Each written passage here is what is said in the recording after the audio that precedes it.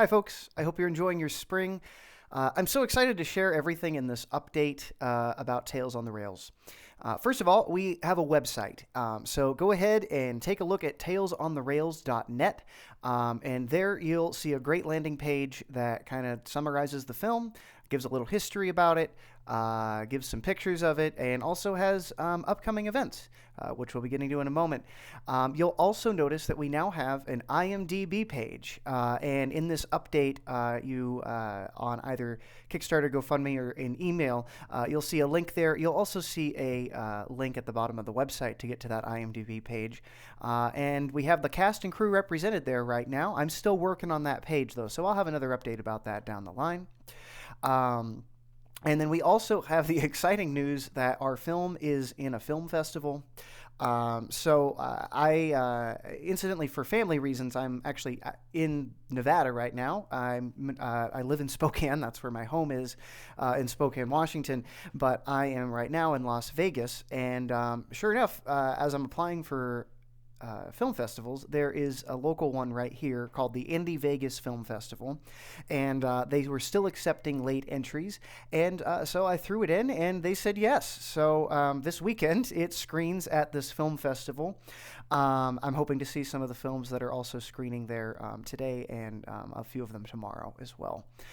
So that is kind of a fun update. I'll keep you posted on how that film festival goes.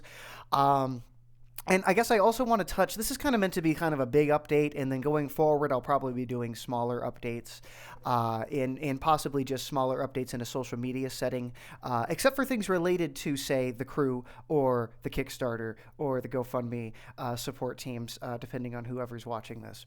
But I kind of want to give you all a sense of what's next. So we are trying to do a film festival circuit. I'm hoping to apply to around 12 festivals in Washington, Nevada, Arizona, and Utah, starting with this first one that we're in.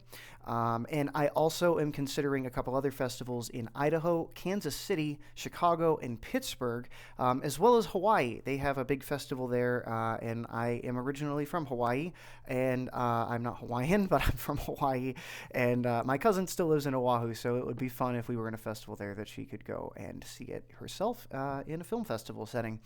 So we'll keep you posted on the festivals and all that, but looking forward after that, after doing film festivals and maybe getting a little bit of recognition and a little bit more validity for what this project is all about, I really want to do museum screenings. And so the idea with that is to do sort of a museum tour across the United States, hoping to hold screening events at railroad museums near and far.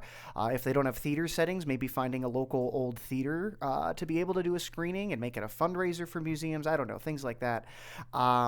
We'll see. That's still early in progress. I've been saying since the beginning that that's the ultimate goal, is to be tied to museums, and that the ultimate audience for these stories are in a museum setting.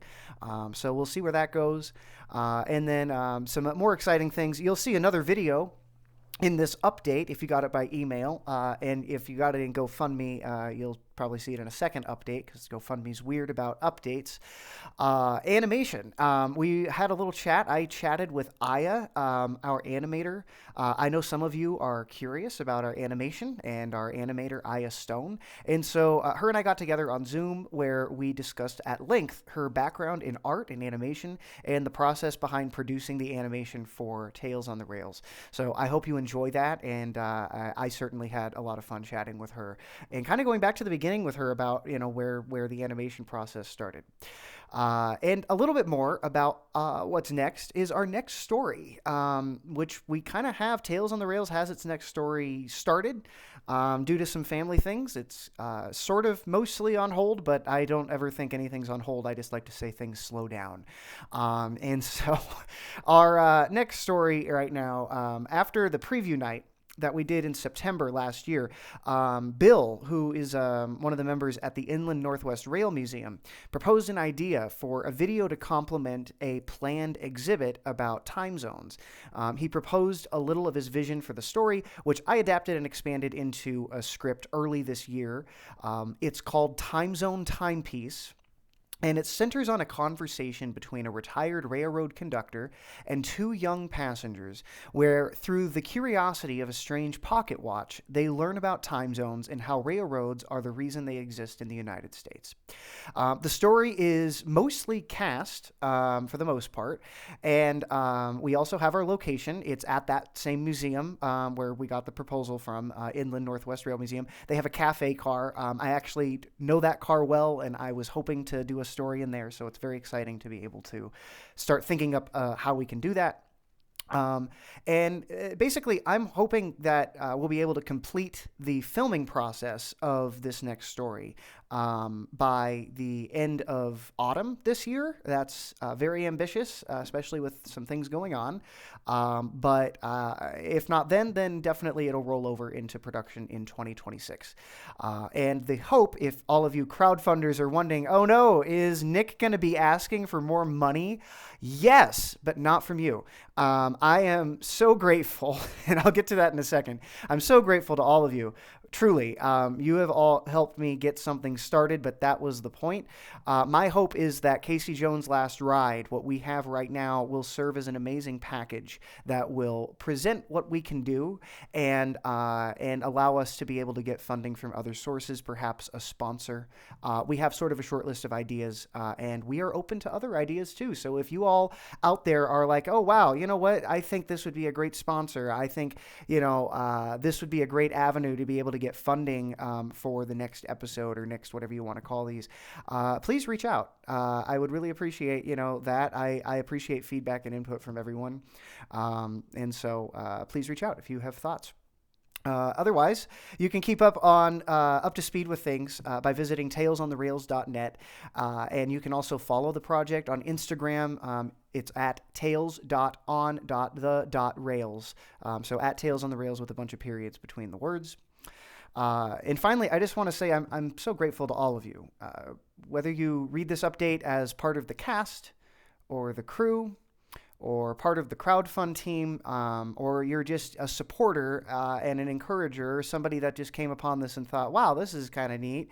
I just want you all to know you're instrumental in helping produce this story, and instrumental in every other story that I and this little team of mine can produce.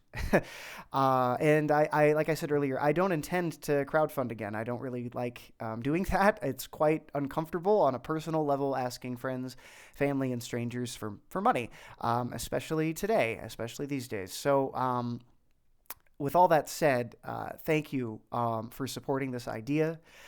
It's a joy to say it's complete. And I have more updates as this goes along. But otherwise, let's see where it goes from here. So thank you, and I hope you're all doing well. And feel free to reach out if you'd like. All right. Have a good one, folks.